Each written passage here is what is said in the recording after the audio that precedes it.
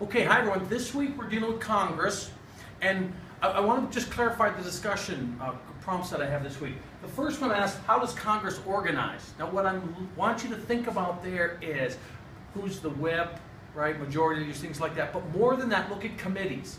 See what committees are there, how you get on committees, right, because committee is where the actual nuts and bolts of legislation takes place, okay? So when you're looking at how Congress organizes, not only do we talk about the leadership, Speaker, the House, and that, look into the committees and see who's in there and how you get on those committees. The committee chair, the subcommittees, all of that sort of thing. The second part of it I ask, right, how does the lawmaking process work? And I'm not asking you for the high school, how a bill becomes law stuff. Again, I want you to look at committees, okay? Who has the power in committee?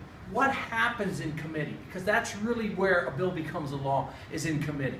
So look at the committees, focus on the committee work in there, go into your text, okay, and look at that lawmaking process. What goes on in there? Who's really the decision makers? Who has a real authority to get things passed and created? As you're thinking about Congresses as far as like the programs and regulations or legislation they pass.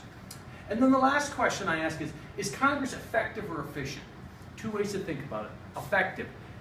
If a problem comes before Congress, can they solve the problem? Effective. Efficient.